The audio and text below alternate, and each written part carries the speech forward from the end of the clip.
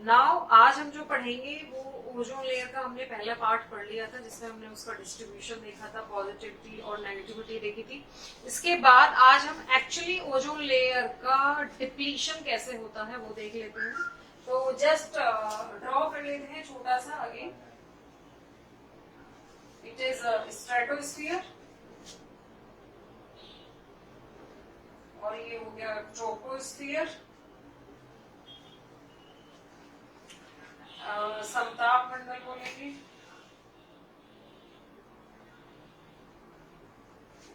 इसको हम क्षोभ मंडल बोल देंगे। और हमने बताया था कि यहाँ पे होता है ओजोन लेयर।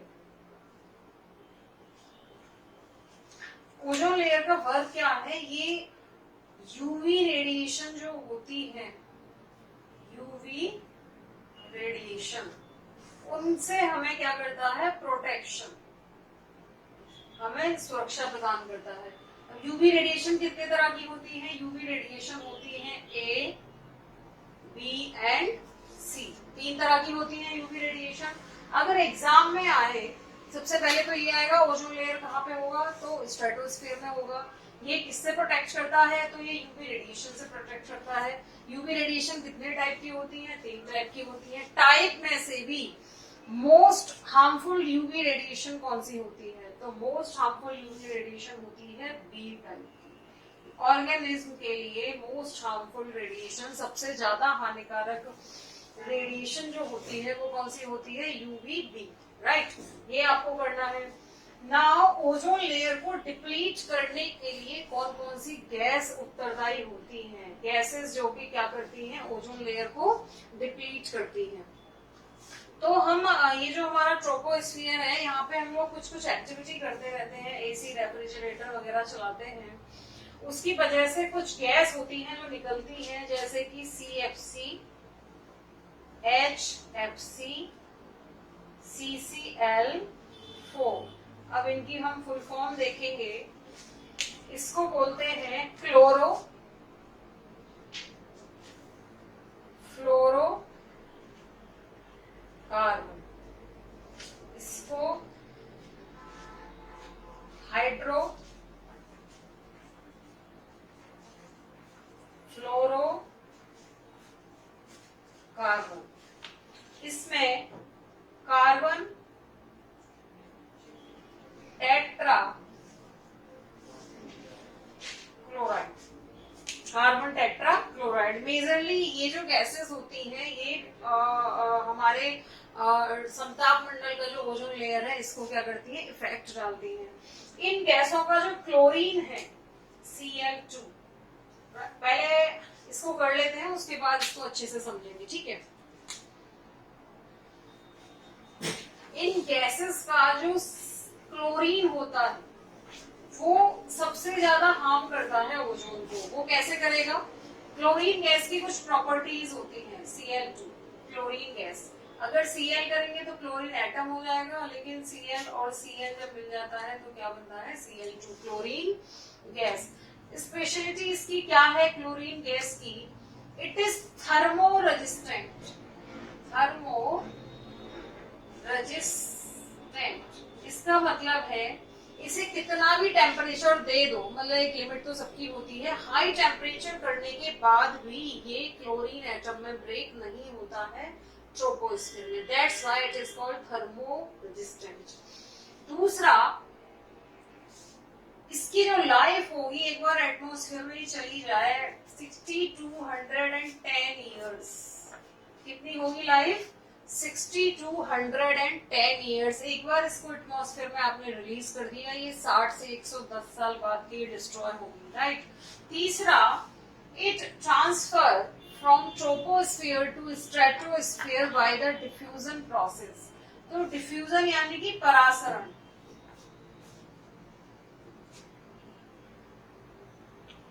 केमिस्ट्री में सबने 9th, 10th, 8th, 5th में पढ़ा है डिफ्यूजन। डिफ्यूजन का मतलब क्या होता है?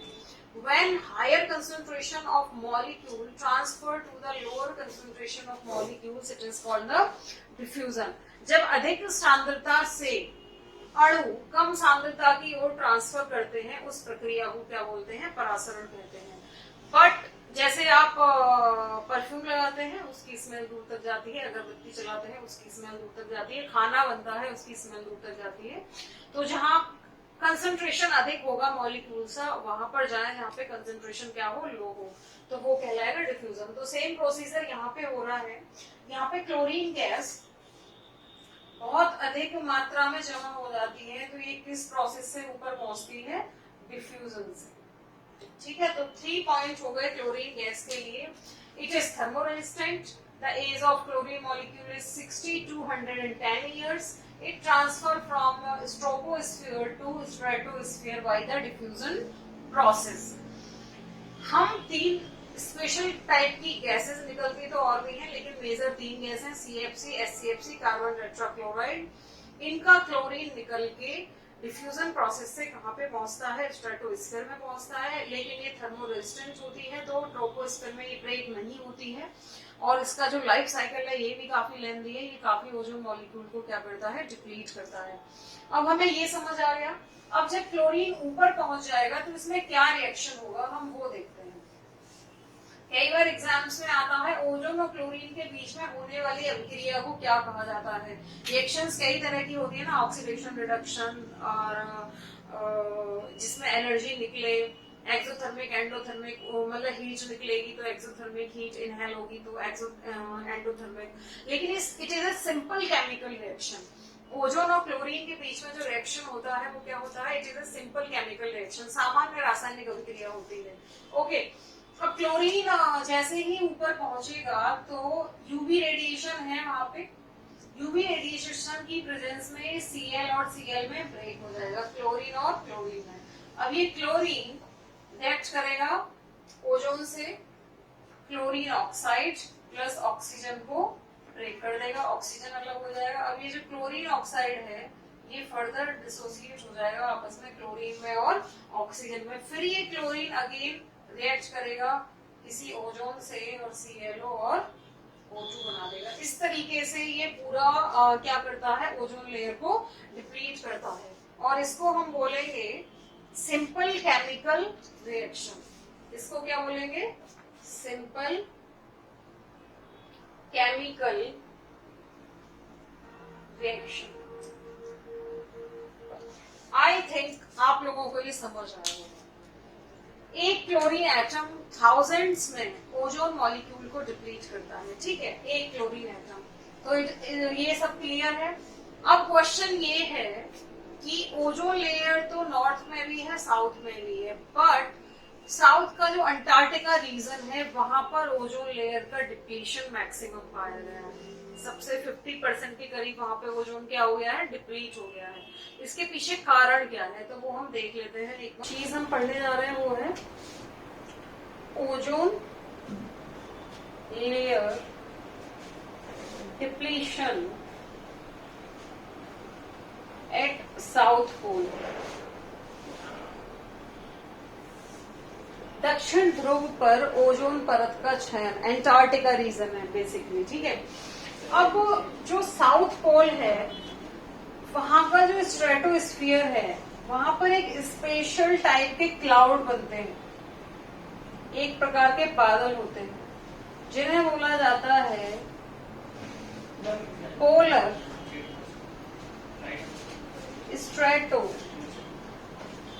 Spheric clouds. ध्रुवीय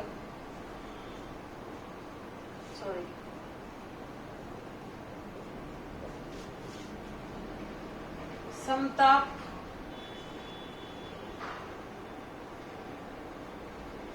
मंडलीय बादल, ध्रुवीय समताप मंडलीय बादल, और इनको शॉर्ट में बोलते हैं मदर ऑफ पर्ल, ठीक है, मदर ऑफ पर्ल। अगर मदर ऑफ पर्ल आए तो वो भी पोलर स्ट्रेटोस्फेरिक क्लाउड्स हैं, और अगर पोलर स्ट्रेटोस्फेरिक क्लाउड्स हैं तो वो भी मदर ऑफ पर्ल है। इनका टेम्परेचर बहुत ही ज्यादा कम होता है, और ये किसके बने होते हैं, आइस के, आइस के बने होते हैं। तो एक सॉलिड सरफेस प्रोवाइड कर देते हैं क्लोरीन के लिए, सॉलिड सरफेस, और इसी के नीचे होता है ओजोन लेयर, इन क्लाउड्स के नीचे।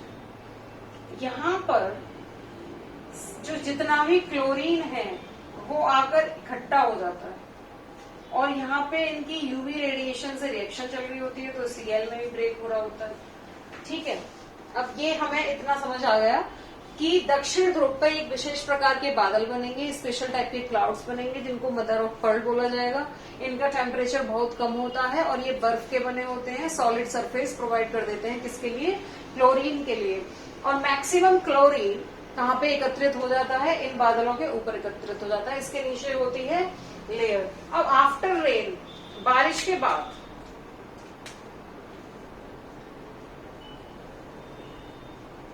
ये बादल तो हट जाएंगे, बर्फ गिर जाएगी, बर्फ की बारिश हो जाएगी, तो ये जो क्लोरीन है वो किससे टकराएगा?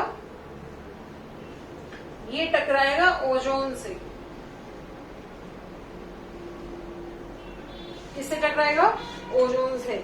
और इसमें होगी रिएक्शन और इस तरीके से क्या होता रहेगा? ओजोन लेयर का डिप्लीशन हो जाएगा। तो पोलर स्ट्रेटोस्फेरिक क्लाउड्स की वजह से साउथ पोल पर मैक्सिमम ओजोन का परत में क्षयन हो रहा है। ठीक है, हम दोबारा से समझते हैं। हमारा जो साउथ पोल होता है, वहां का जो समताप मंडल है, वहां पे स्पेशल प्रकार के क्लाउड्स बनते हैं जिनको बोला जाता है पोलर स्ट्रेटोस्फेरिक क्लाउड्स। ये काफी ठंडे होते हैं, इनका टेम्परेचर बहुत कम होता है और ये आइस के बने होते हैं, एक सॉलिड सरफेस प्रोवाइड कर देते हैं। क्लोरीन के लिए सरफेस की वजह से क्लोरीन इन पे आके एकत्रित हो जाता है और इन क्लाउड्स के नीचे ही ओजोन लेयर होता है। जैसे ही बारिश होगी, बर्फबारी होगी, रेन के बाद ये जो क्लोरीन है ये किससे रिएक्ट करेगा? ये करेगा ओजोन से, रिएक्शन होगा और ओजोन का क्या हो जाएगा? डिप्लीशन हो जाएगा। ठीक है, तो कई तरह से क्वेश्चन मैप पर बेस्ड आएंगे। लाइक दैट अगर आपसे पूछा जाए कि भारत में जम्मू कश्मीर में ओजोन होल ज्यादा होगा या फिर कन्याकुमारी में, तो आपका आंसर होना चाहिए कन्याकुमारी में, क्योंकि वो दक्षिण ध्रुव पर ज्यादा पड़ रहा है। तो ये जो ओजोन होल है, ग्रीन हाउस इफेक्ट है, एसिड रेन है, ये नेशनल प्रॉब्लम नहीं है। These are the international issues जो कि पूरे विश्व को, इनको जैसे कोरोना एक इंटरनेशनल इश्यू है, वैसे ही ओजोन परत भी एक तरह का कैसा है, ओजोन परत का क्षय होना भी एक तरह का इंटरनेशनल इश्यू है। इसको पूरे विश्वव्यापी समस्या बोला जाता है। तो ऐसे आपको आज पूरी तरह क्लियर हो गया ओजोन क्या होता है। एक ट्राई एटॉमिक मॉलिक्यूल होता है ऑक्सीजन का, एंड ये ऑक्सीजन के 3 मॉलिक्यूल से मिलके बना होता है। एलोट्रॉप होता है ऑक्सीजन का। डिस्ट्रीब्यूशन बोला जाए तो क्षोभ मंडल और समताप मंडल में 50 और 10 होता है।